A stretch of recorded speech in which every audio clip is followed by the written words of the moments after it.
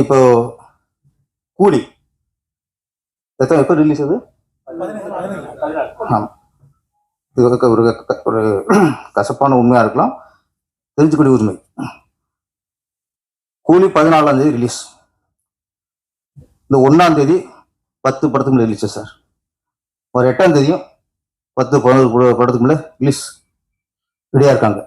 ஏன் 14ஆம் தேதி கூலி ரிலீஸ்னால அந்த படம் ரிலீஸ் ஆச்சுன்னா ஒரு தேட்டரும் சின்ன படங்களுக்கு கிடைக்காது.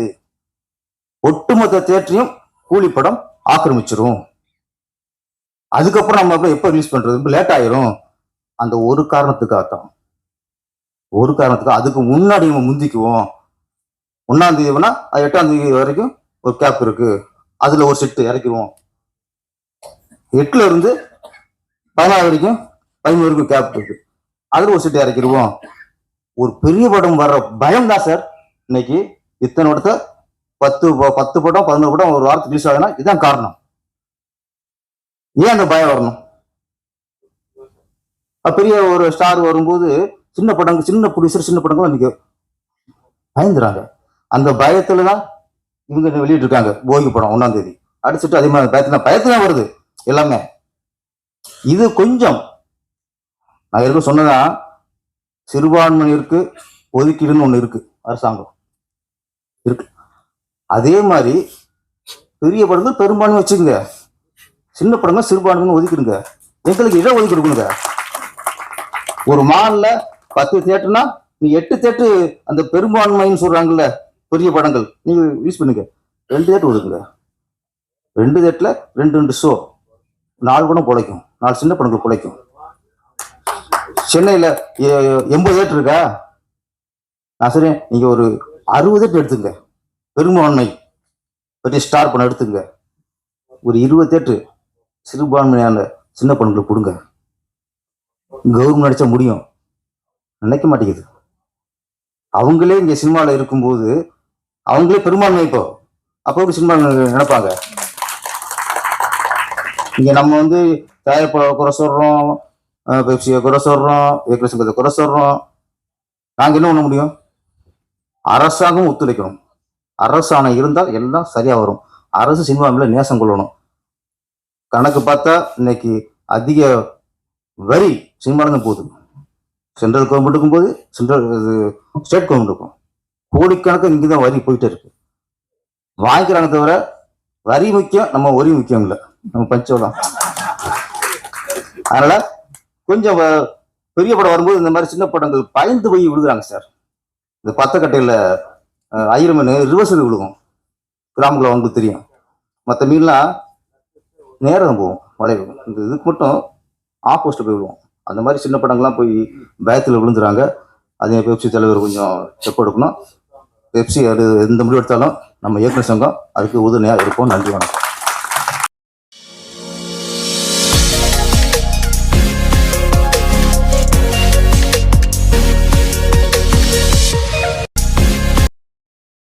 வைகுண்டத்து மலர்கள். அனைவருக்கும் வணக்கம்.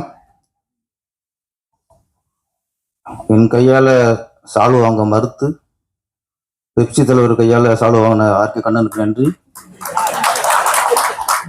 எல்லா நிகழ்ச்சியும் செல்வம் சார் வரமாட்டாருக்கிட்ட கொஞ்சம் நாங்க சொல்லிக்கிறேன். கடிக்கணும் தான் கேரஸ் தான் கூட சொல்லிக்கிறேன். நடிகர் ஆயிட்டாராம் அவரு. அந்த டைரக்டர்ல மனதில் இருந்தா மதிச்சிருப்பாரு. நடிகர் ஆயிட்டாருல, அப்படித்தான் இருக்கும்.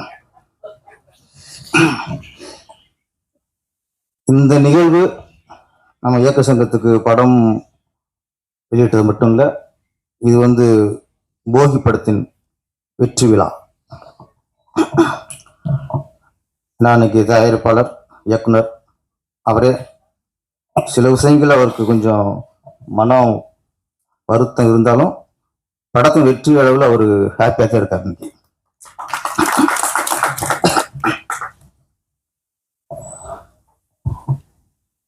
போகி அது எல்லா மீனிங் தெரிஞ்ச விஷயம்தான். அது தமிழில் கண்டிப்பாக போகின்னு எல்லாருக்குமே தெரியும். நம்ம பழையன கழிதலும் புதியன்னு சொல்லுவாங்க. அதனால நம்ம இந்த பழைய துணிகள், பழைய பொருட்கள்லாம் எரிச்சுக்கிருக்கோம். அது இல்லை மீனிங். போகிங்கிறது மறக்க வேண்டிய விஷயத்த மறக்கணும், தூக்கி எறிய வேண்டிய விஷயத்த தூக்கி எறியணும், கெட்ட விஷயங்கள் எல்லாத்தையும் அடியோட ஒழித்து தள்ளிடணும். புதிய நன்றி மறக்கூடாது. மறக்க வேண்டிய விஷயத்தை மறக்கிறதா, எது தப்பான விஷயங்களோ அதை மறந்துடணும். நன்றி மறக்கிறவங்கிறது தான் போகிக்கு அடுத்து நம்ம ஒவ்வொரு பொங்கலுமே நன்றி சொல்ல விழாவது இருக்கும். சூரியனுக்கு, வீட்டுக்கு, மாட்டுக்கு, உழவனுக்கு, வாழ்க்கையில யாராருக்கும் நன்றி சொல்ல மறக்கக்கூடாதோ அதெல்லாம் வரிசையா பொங்கல் சொல்லும். இந்த போகி சரியா தவிர ஃபர்ஸ்ட் ஒரு ஷாட் வச்சிருப்பாங்க, அந்த கெட்டவங்களை கொளுத்துவாங்க, கொளுத்தி விட்டு போகின் டைட்டில் போடுவார். அதுதான் கரெக்ட். பழைய கொளுத்துறதுல கெட்டதை கொளுத்துரும், அதுதான் போகி. அங்கேயே டேரக்டர் நம்ம விஜயசேகரன் கரெக்டா அவர் டேரக்டர் முத்திரைய பதிச்சிட்டாரு. முன்னெல்லாம் படம் இந்த பேய் படங்கள் பார்த்தா தான் இந்த வீடு ரொம்ப பயமாவே இருக்கும். நம்ம எங்கள் ஊர் நாட்டசங்கோட்டை 8 கிலோமீட்டர் சிவகங்கை டவுனு. இங்கே எது சாயந்தரம் அழகாக ஹாப்பியாக போயிடுவோம் பேய் படம் பார்க்குறதுக்கு. பாட்டு வரும்போது 8 கிலோமீட்டர் ரோட்டில் லைட் இருக்க ஒன்றும் இருக்காது, சைக்கிள் வரணும். இந்த பேய் படம் பார்த்துட்டா வரும்போது பக்கு பக்குங்கும், ஏதாவது எங்கேயாவது ஒயிட்டாக அசைஞ்சா கூட வெகிருக்கும். வீடு சேர வரைக்கும் அப்படி அப்படி இருக்கும். அது பேய் படம் பார்த்தா. ஆனால் இன்னைக்கு இந்த மாதிரி படங்களை பார்க்கும்போது, போகி மாதிரி படங்களை பார்க்கும்போது பகிருங்குது.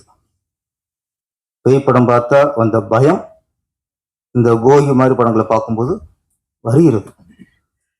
சமுதாயம் அவ்வளவு மோசமா போச்சு. பேயோட இன்னைக்கு சமுதாயம் மோசமா இருக்கு.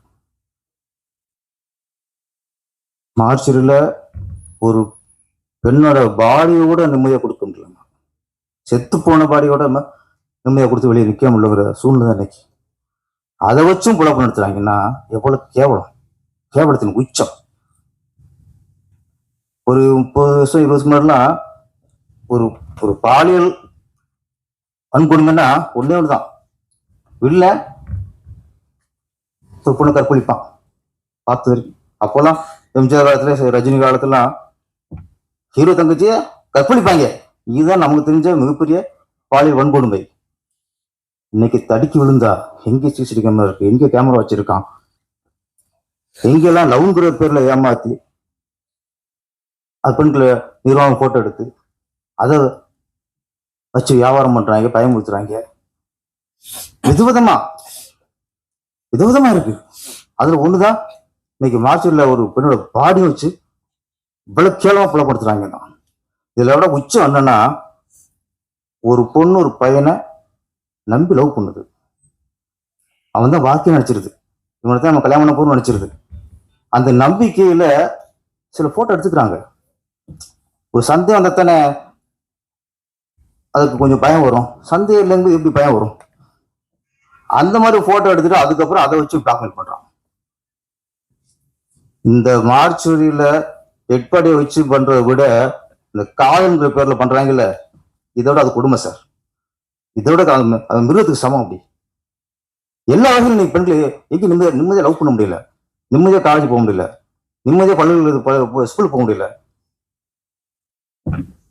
ஒரு அறிவியல் வளர வளர நாகரிகம் வளரணும், அதான் இயல்பு.